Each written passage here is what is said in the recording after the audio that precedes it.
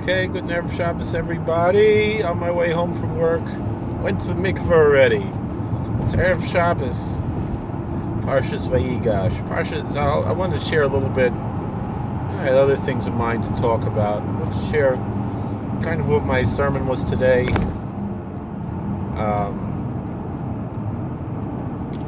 Vis-a-vis this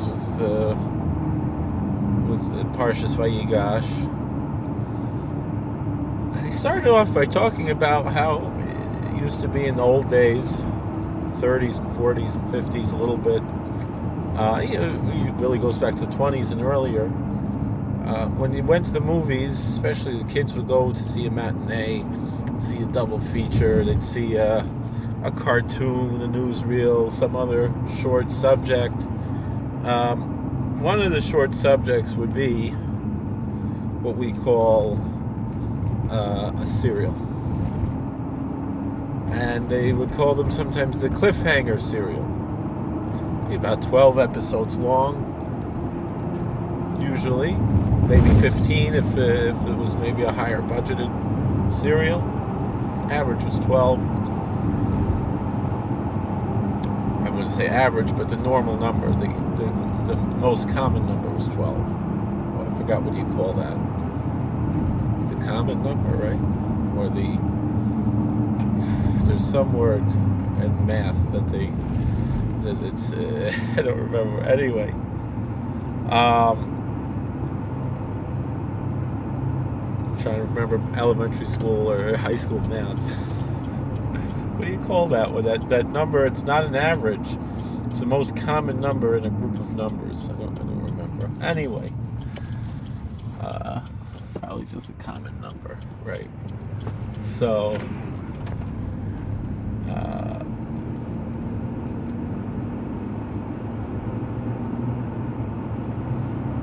they would leave you off. The whole point of those serials was that you come back to the movies every week, right?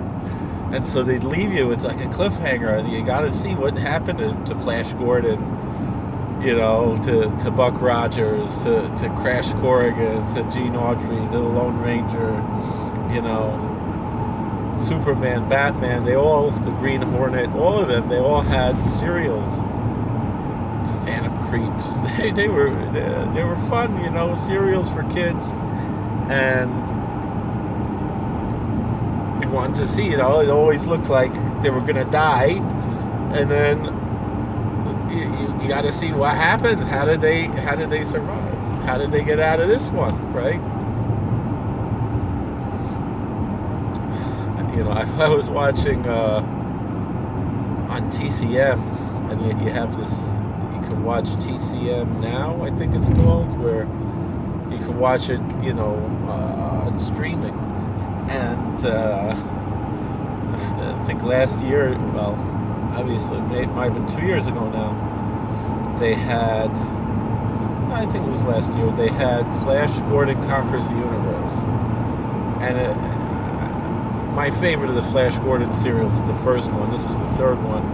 I really don't think it was the best one, but I was watching it and I was just amazed by how much of it was how much of Star Wars was from particularly Flash Gordon Conquers the Universe. I was like, this is Star Wars. This is Star Wars. This is, they steal the bad guys' uniforms, stuff like that. I mean, Star Wars just totally ripped off Flash Gordon, but whatever. I mean, I know, Lucas, he admitted to that, but I was like, whoa, this is the Cloud City, all this stuff, But anyway, Lahavdil Alfi Avdolos, the way we liturgically read the Torah in the synagogue, it's divided up. It's the same thing. You're going Saturday morning for the next part of the serial, and last week really we're left with a cliffhanger because what was going to happen? With Benjamin, even though we knew it was Joseph, but they didn't know, and you're left with that cliffhanger, last week on a very special episode of the book of Genesis, And finally we have this incredibly beautiful, the pathos of Judah, of Yehuda,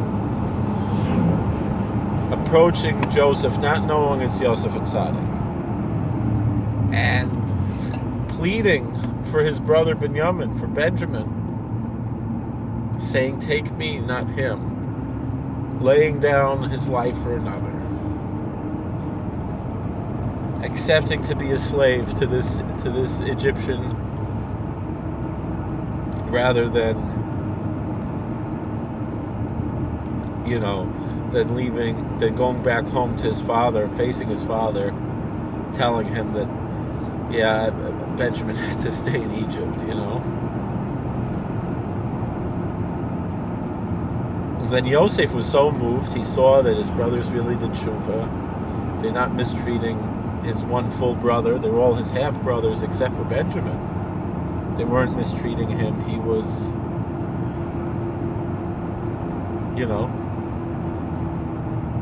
he was accepted, they protected him, they loved him. And there we have it. We're going back, right, with Judah, and Joseph, he just couldn't take, he couldn't take it anymore. He said all the Egyptians should leave, and he told them, Ani Yosef Hoid Avichai, and they couldn't believe it. They couldn't answer him. They were speechless. And the Chazal, our sages say, woe to us on the judgment day. Woe to us on the day of rebuke.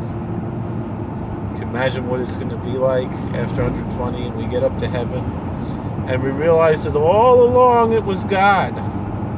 If Joseph's brothers couldn't answer him,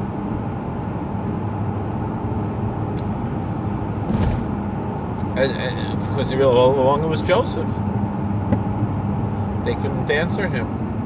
Can you imagine how we're going to feel when we realize it was God all along? It was God all along. That's all it was. Everything was God. This whole world was a mask hiding the face of God. God was there the whole time. Everything we did, no matter what we did, everywhere we were, God was always there. And so when we sinned, we were, disrespecting God right to His face. And when we didn't understand what was going on, God was there. Just amazing, amazing stuff. So,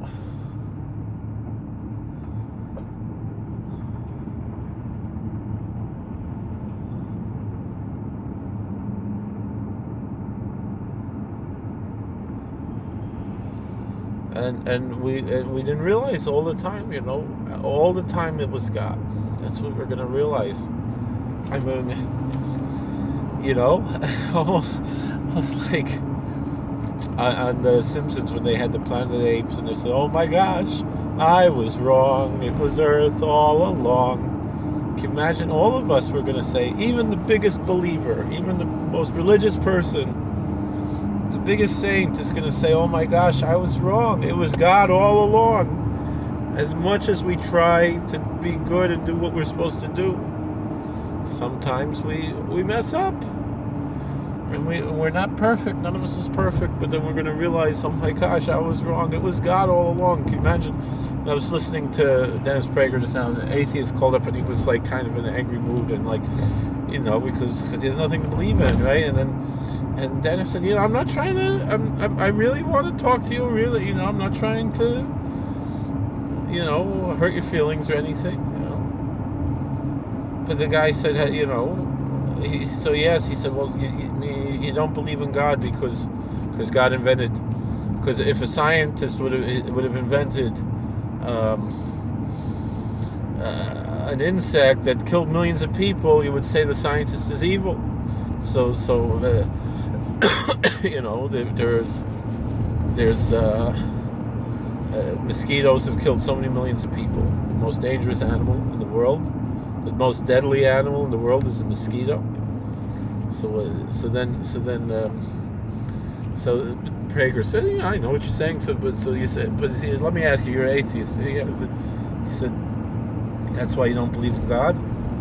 He said, "The guy," he said, he doesn't believe in God because there's no proof. There's no proof. No evidence. Nothing. There's plenty of evidence. What? There's no proof." So then what Dennis Prager said?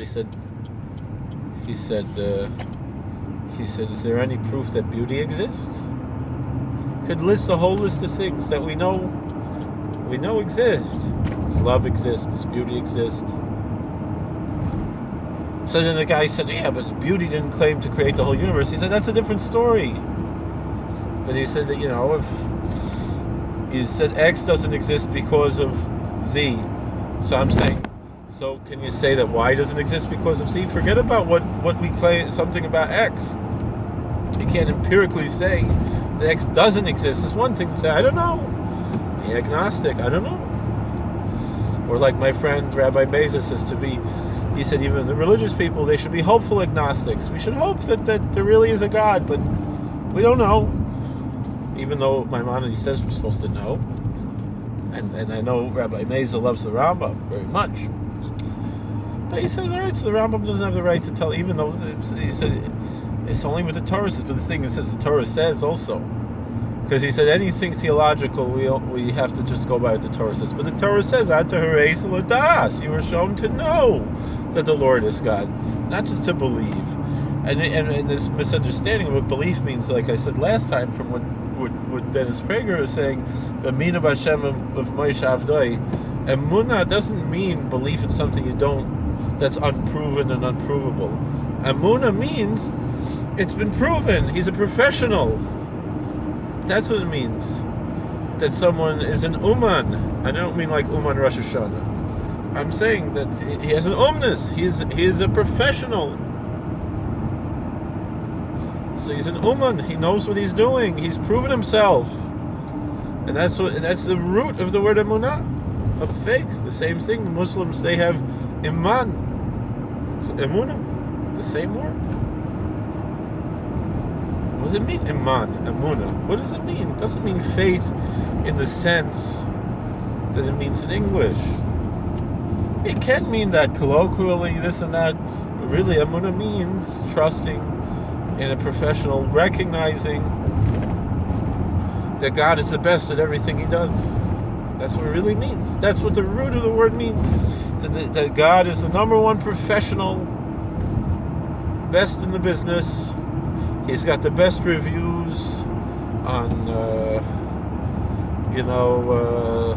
what do they call, Google has reviews. What's the other one? I don't remember. Yippee. I don't remember what it's called. It has the best reviews. I don't remember what that website's called. Anyway, God has the best reviews. He's proven himself. He split the sea for us, so that's how we know that this is the real God. This one's the real one, because he split the sea for us. And he gave us the Torah in front of millions of people. You were shown to know that the Lord is God. There's nothing else but him. Anyway, but it's a good chap what Prager said. He said, can you prove that beauty exists? That was the one example, but you could give a whole example. Can you prove love exists? Can you prove truth exists? Can you prove all kinds of abstract things that are not measurable scientifically, and they're in the realm of philosophy. And it comes down to Pascal's wager, which apparently there was a Muslim philosopher who said the same thing much earlier than him. So it's worth it you don't lose anything by believing.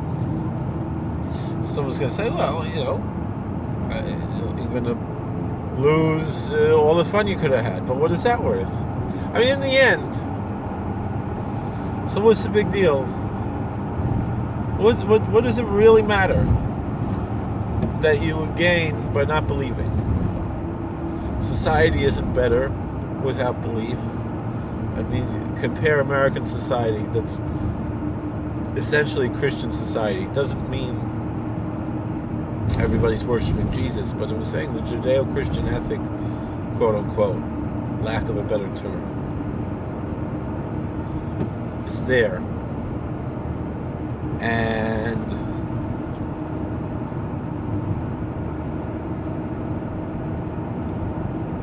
then you compare it to communist China.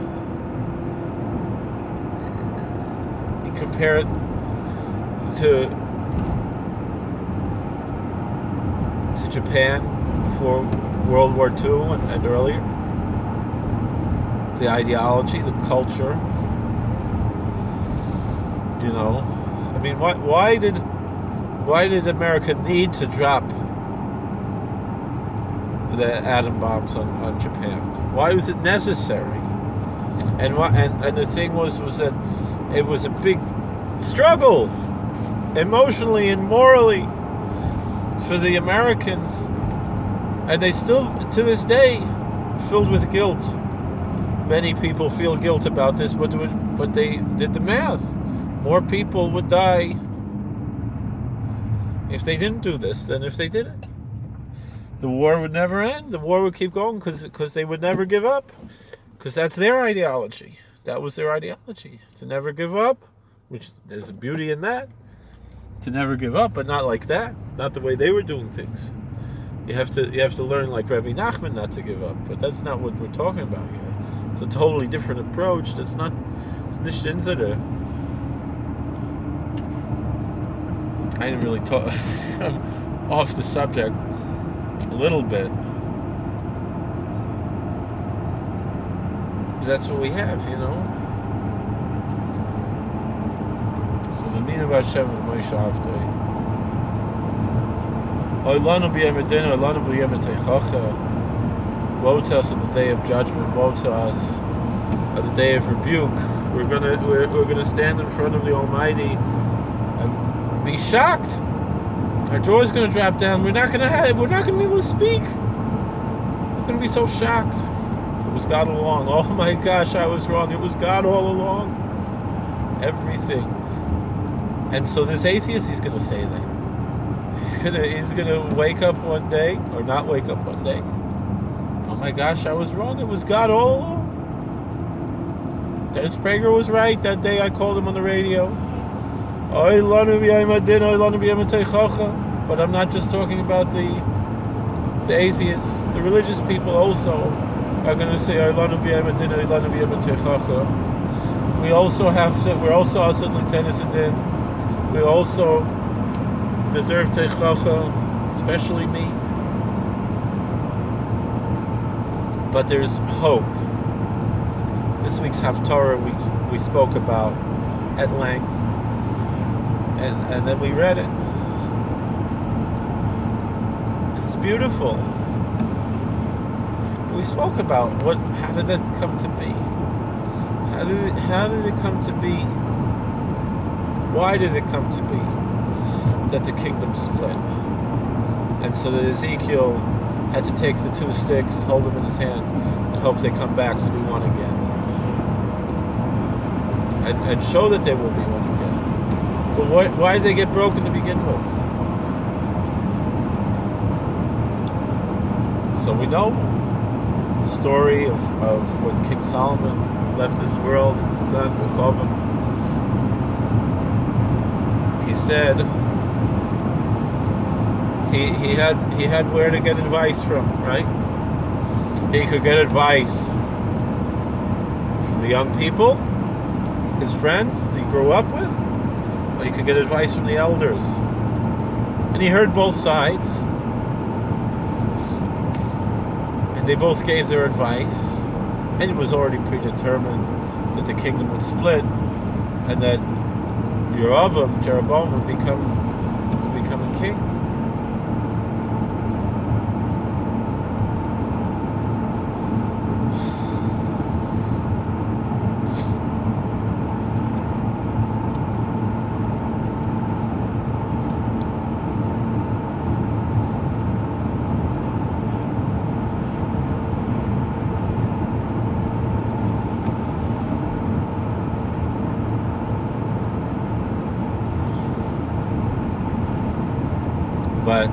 and that the kingdom would split. That was already, the prophet already promised that. But it could have come out a different way. And so Rehoboam, he could have been, the old people said, be a nice king, people will respect you, and they'll want to serve you. And the young people said, be tough, and they'll respect you. I've learned my lesson. And I tried, and I still fail with this. I'm failing this right now. And it's all Min Hashemayim, because I don't understand, this is not me. Everything's Min Hashemayim.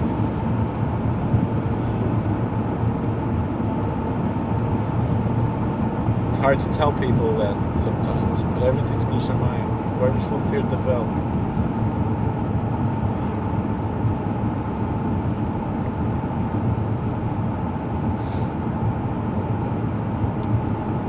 So, he was a tough guy, and the 10 tribes left. He's left with 2 tribes.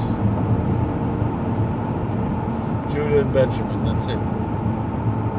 Interesting how Judah was willing to give up his life for Benjamin, so Benjamin stuck with Judah. So these 2 tribes were all that was left, and all the rest, the whole rest of Israel, the other 10 tribes, split away. And it could have been okay. It could have worked. But everybody's ego got in the way. Right? Because as our sages teach, only a king from the house of David could sit down in the Beis Hamikdash in the temple.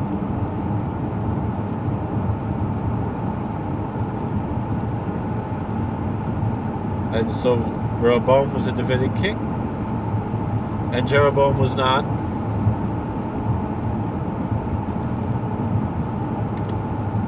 And who do we wind up with? What happened?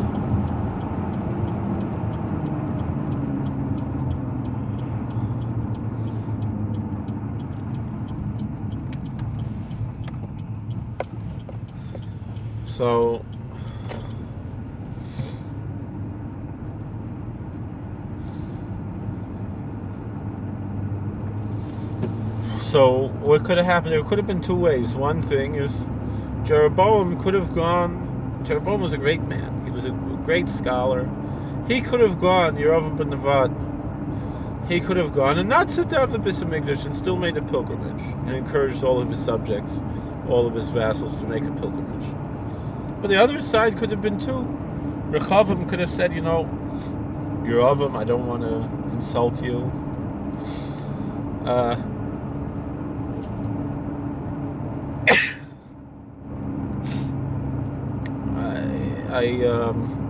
I won't sit. I'm allowed to sit down because I'm a king. I don't have to sit down.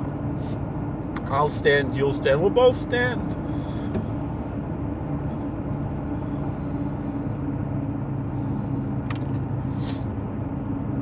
That didn't work. And so not only did the kingdom split, Halbatsura, so the kingdom split, but also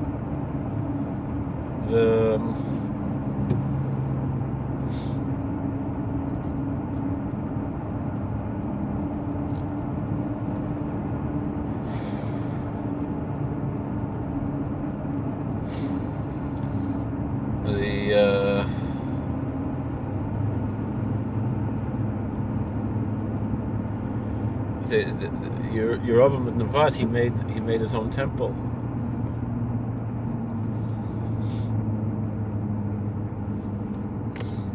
What did he do that for?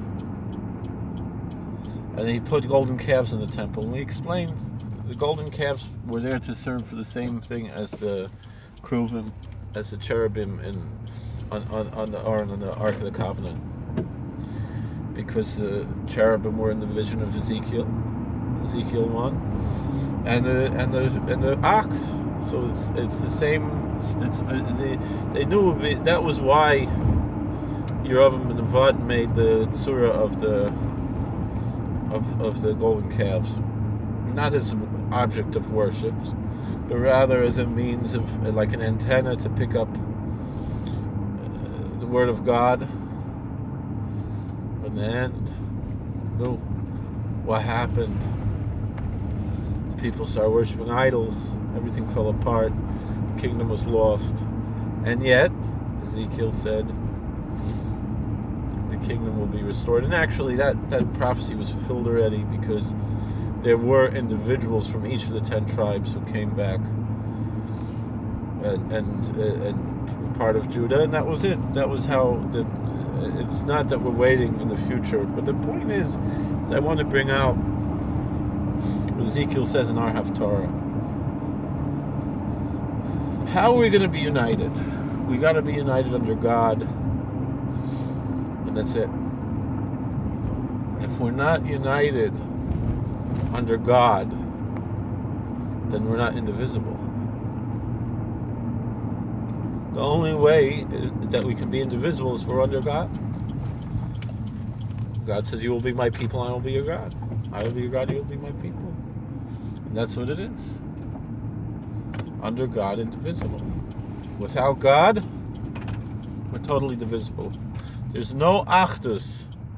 There's no unity in the Jewish world without God, without Torah, without going in the ways of God. That's it.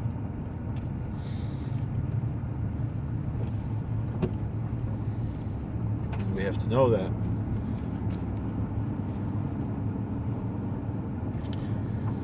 So,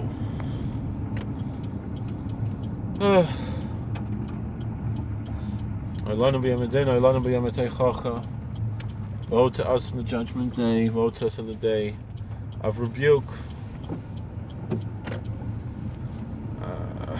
Are we going to recognize that the Almighty is holding our hand? He's there for us. And He's been there all along. And that we are all devoted to Him. And that's what our job is to serve God. And that's the only way our people will be united, is if He is our God and we are His people.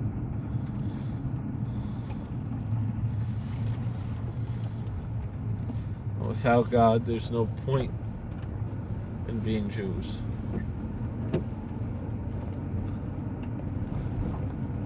The whole point of the Jewish identity is to worship the one God and to walk in His ways and follow His commandments.